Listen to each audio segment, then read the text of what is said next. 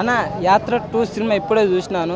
But నాకైతే cinema లవర్గా అయితే మమ్మూటి గారి క్యారెక్టర్, జీవ క్యారెక్టర్ అయితే బాగా అనిపించింది. నాకు దీనిలో ఒక డైలాగు నేను విన్నాను నేను ఉన్నాను ఈ డైలాగు నచ్చింది. బట్ అంటే పొలిటికల్ ప్రకారంగా అయితే షర్మిల గారిని చూపించలేదు. ఇంకా ఎవరు పవన్ కళ్యాణ్, కేసీఆర్ గారిని, తెలంగాణ ఆంధ్ర విభజన ఇవన్నీ కూడా చూపించలేదు. ఓన్లీ జగన్ గారి గురించే చూపించిండ్రు. ఇంకా కాంగ్రెస్ పార్టీ ఎలాగో నెగిటివ్ కాబట్టి అంటే బయట ఏమనుకుంటున్నా మీడియాలో వచ్చినదే వాళ్ళైతే చూపించిండ్రు. మరి అంత సెల్ఫ్ డబ్బా అయితే ఎక్కువైతే కొట్టింది అయితే నాకైతే అంత అనిపించలేదు. కొద్దిగా డబ్బా కొట్టిండొచ్చు, మరి అంత డబ్బా అయితే కాదనిపించింది. కొన్ని సీన్స్ అనేటివి బాగానే ఉండేవి, కొన్ని లాజిక్ లెస్ అనిపించింది. ఒకటి ఏంటంటే రాజశేఖర్ రెడ్డి చెప్తాడన్నమాట చిన్నగా ఉన్నప్పుడు, అప్పుడు ఆయన సీఎం ఉన్నప్పుడు ఇంత చిన్నగా ఉంటే ఆన్లోపే ఎంత పెద్దగా ఎట్లయితే అది కొద్దిగా నాకు లాజిక్ లెస్ అంటే ఒకవేళ లాజిక్ మిస్ అయింది అనిపించింది ఆ సీన్ కాడైతే. మిగతావి అయితే ఇంకా అన్న చెప్పింది ఒకటి అంటున్నాడు, అంటే మాట తప్పను మడమ తిప్పను, అంటే ఈ మద్యపాన నిషేధం అనేది దశల వారీగా బంద్ చేస్తున్నారు. బట్ ఒక నుంచి ఒక్కటి చెప్తా, అంటే ఆయన పూర్తిగా అయితే బంద్ లేదు కానీ ఇంపాసిబుల్, కానీ ఆ మాట చెప్పకుండా బాగుండేది. బట్ పొలిటికల్ అప్పుడు కూడా అదే చెప్తాడన్నమాట. అంటే సినిమాలు ఏమంటాడంటే ఇది రైతుల గురించి ఏమంటా రుణమాఫీ వద్దంటాడు అనమాట. దాని గురించి సినిమా పరంగా అయితే పొలిటికల్గా అయితే బాగానే నచ్చుతుందన్న, అంటే వాళ్ళ ఫ్యాన్స్కి అయితే. సినిమా లవర్లకు అయితే అంతగా ఇంపాక్ట్ బయోగ్రఫీ కాబట్టి, ఎందుకంటే సినిమా అంటే ఏమంటాం సినిమా లవర్స్ మంచిగానే ఉంటుంది. వాళ్ళకి మంచిగానే ఉంటుంది ఫేవర్గా, ఎందుకంటే వైఎస్ రాజశేఖర రెడ్డి గారు ఆంధ్రప్రదేశ్లో వాళ్ళకి మాత్రం ఫేవర్గా ఉంది, వాళ్ళకి బాగానే ఉంది. బట్ వైఎస్ఆర్సీపీ వాళ్ళకైతే అంటే కొద్దిగా వాళ్ళకైతే ఫేవర్గానే ఉంది. బట్ దీంట్లో నిజాలు కూడా కొన్ని ఉన్నాయి, కొన్ని మరీ అంత అబద్ధాలు అయితే కాదు, నిజాలు ఉండే, నిజాలు చూపించినారు. కొన్ని అబద్ధాలు కూడా చూపించింటే బాగుండేది కొన్ని అన్నిటివి. బట్ ఎంతవరకు నిజం అదే కదా షర్మిల అంటే ఆమె న్యాయం చేసిండు కరెక్ట్, జగన్ది తప్పేం లేదు. ఎందుకంటే ఆమె కాంగ్రెస్ పార్టీ అన్యాయం చేసిన కాంగ్రెస్ పార్టీ లేకపోయి చేస్తే అవసరం లేదు. నువ్వు కాంగ్రెస్ పార్టీ లేక ఎందుకు పోయినావు, అనవసరం. కరెక్ట్ చేసిండు 100% జగన్ గారు డైరెక్టర్ కానీ ఎవరైనా సరే 100% 200% కరెక్ట్ చేసిన. షర్మిలకి ఇదే కరెక్ట్ నిజంగా. అంటే నాకు షర్మిల క్యారెక్టర్లు వేరే అదే మన పవన్ కళ్యాణ్ది లేదు, రోజాక్కది లేదు, వీళ్ళ లేవు, ఇంకా కోడికత్తి సీన్ లేదు.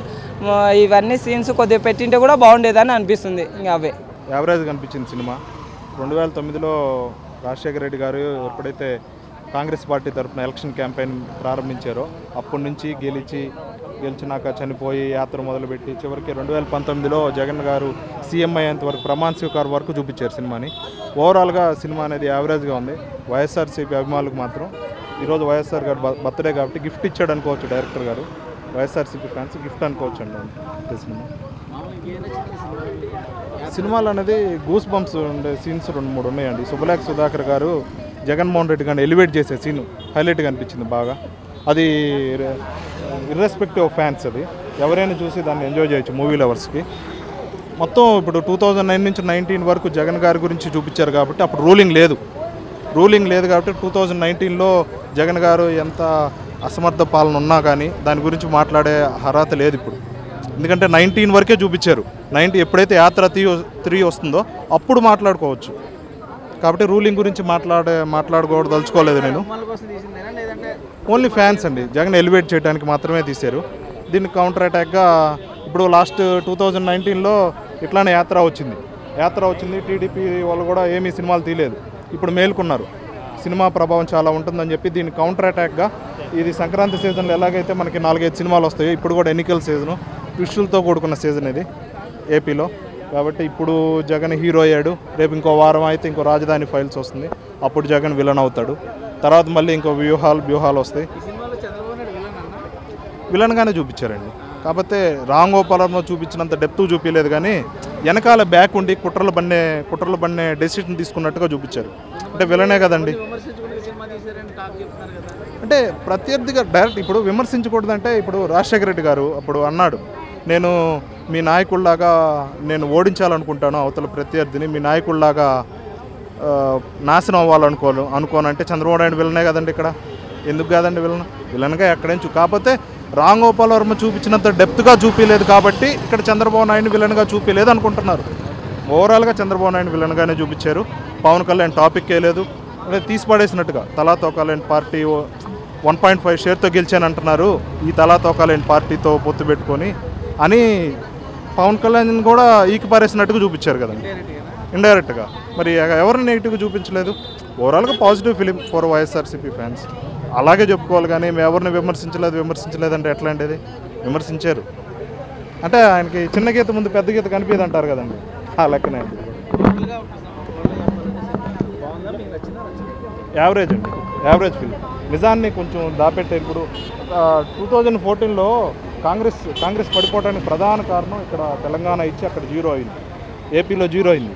కానీ ఇక్కడ జగన్ వల్లే 0 అయినట్టుగా చూపించారు కాంగ్రెస్ పార్టీ. అది నచ్చలేదు భయ్యా. సినిమా వేరు, రాజకీయం వేరు. అది మీరు నాకన్నా పెద్దవాళ్ళు, మీరు తెలిసిన మీడియా మీ అందరికీ తెలుసు. కానీ మనం సినిమా గురించే మాట్లాడుకుందాం. సినిమాలోని ఒక మంచి డైలాగులు రాశారు భయ్యా. నిజంగానే ఈ యాత్ర 2 సినిమాలో నిజంగా మంచి డైలాగులు రాశారు. ప్రతి ఒక్కరికి ఎమోషనల్ కనెక్ట్ అయ్యి ఒక ఎమోషనల్ రైడ్ ఈ సినిమాలోని. మంచి స్క్రీన్ ప్లే బాగుంది. వైఎస్ రాజశేఖర రెడ్డి గారు లాగా మన మమ్మూటి గారు యాక్ట్ చేసిండ్రు. అలానే వైఎస్ జగన్మోహన్ రెడ్డి గారు లాగా యాక్టర్ జీవ గారు యాక్ట్ చేసిండ్రు. ప్రతి ఒక్కరు నిజంగా ఒక మంచి ఎంటర్టైన్మెంట్, ఒక స్క్రీన్ ప్లే బాగుంది, బీజిఎం బాగుంది, సొసైటీకి ఒక మంచి మెసేజ్ ఇచ్చారు. సో ఇటువంటి సినిమాని ఎవరో మిస్ అవ్వద్దు. సినిమాలాగా చూడండి. పాలిటిక్స్ వేరు, దీన్ని బట్టే ఓటేద్దాం అని కూడా మార్చుకోండి. సినిమా పరంగా ఖచ్చితంగా 10కి ఖచ్చితంగా 8 పాయింట్స్ పడిపోతాయి. ఎందుకంటే ఈ సినిమాలో కూడా ఎవరిని కించపరచలేదు, ఉన్నట్టుగా తీశారు. అంటే ఏది ఉందో ఏది లేదో మనకు తెలీదు. సినిమా గురించి రివ్యూ ఆడినారు కాబట్టి సినిమా గురించే నేను చెప్తున్నాను. సో ఇది పర్సనల్గా కాదు, సినిమా పరంగా చెప్తాను కాబట్టి నిజంగా చాలా బాగుంది. ఒక ఎమోషనల్ రైడ్ భయ్య. కొన్ని డైలాగ్స్ ఉంటాయి, ఎమోషనల్గా అటాచ్ అయిపోతారు. ఎవరైతే వైఎస్ జగన్మోహన్ రెడ్డి గారి డెవోట్స్ ఉంటారో, భక్తులు ఉంటారో వాళ్ళకి నిజంగా ఈ సినిమా అంకితం. అన్ని పాజిటివ్స్ ఉన్నాయి, ఆయన పక్క అంతా నిజాయితీనే ఉంది. కాబట్టి ఎవరు మిస్ అవ్వద్దు, అందరూ చూడండి. సో యాత్ర 2 మంచి మూవీ, మంచి డాక్యుమెంటరీ. అంటే అన్న మీరు చెప్పింది కరెక్టే. వైఎస్ షర్మిల గారు కూడా లేరు, అది కూడా మాకు చాలా బాధాకరమైన విషయం. ఎందుకంటే సొంత చెల్లి లేదు అంటే ఆల్మోస్ట్ ఈ సినిమా స్టార్ట్ అయ్యి 1 year అవుతుంది. అంటే అప్పటి నుంచే గొడవలు ఉంటాయి, విడిపోతారని ఆయనకి ఐడియా వస్తుంది, థాట్ వస్తుంది. అందుకే ఆమె ఇప్పుడు దాకా తీయలేదు, ఎక్కడ కనిపించలేదు. పవన్ కళ్యాణ్ గారు కూడా లేరు. దాంతోపాటు కిరణ్ కుమార్ రెడ్డి గారు, మన మాజీ సీఎం స్పీకర్, ఆయన కూడా లేరు. సో కొన్ని లేవు. మనం ఏం చేస్తాం అన్నా? ఇప్పుడు నువ్వు సినిమా తీసుకున్నావన్నా, నీ సినిమాలో ఏంటంటే నువ్వే హీరో, నీకు నచ్చింది నువ్వు పెట్టుకుంటావు, లేకపోతే లేదు, నీది అదే సినిమా, నీ డబ్బు నీ ఇష్టం. సో పార్టీకి అంతా కరెక్ట్, అన్ని ఫండ్స్ అన్నీ కరెక్ట్గా ఉన్నాయి కాబట్టి ఆయన తగ్గట్టే సినిమా తీశారు. కాబట్టి సినిమా పరంగా నిజంగా చాలా బాగుంది. సినిమా వరకే బాగుంది. Thank you. ఖచ్చితంగా ఆయనకి నచ్చదు భయ్య. నాకే కొన్ని డైలాగ్ కూర్చుంటే రాజశేఖర రెడ్డి గారి డైలాగ్స్, కొన్ని ఎమోషనల్ డైలాగ్స్ నాకే అటాచ్ అయినాయి సినిమాలో. నేను బయట నాకు తెలియదు, అప్పుడు నేను పుట్టున్నామో లేకపోతే నాకు తెలియదేమో ఆయన డైలాగ్స్. సినిమాలోని మాత్రం కొన్ని ఎమోషనల్ రైట్స్ అయితే జరిగినాయి, మంచి డైలాగులు పడ్డాయి.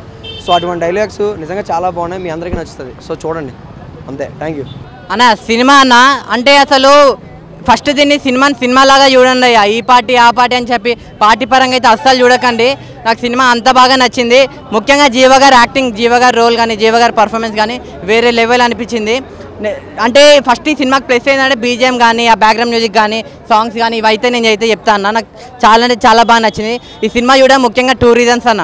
అంటే కాంగ్రెస్ నుంచి వైఎస్ఆర్ కాంగ్రెస్గా పేరు ఎందుకు మారింది, ఎలా మారింది, ఎందుకు మారింది అనేది ఒక రీజన్ అయితే, ఇంకో రీజన్ వచ్చేసి ఏంటంటే జగన్ అన్న సీఎం ఎందుకు అయ్యాడు, ఎలా అయ్యాడు, ఎవరి వల్ల అయ్యాడు అనేది ఇంకో రీజన్.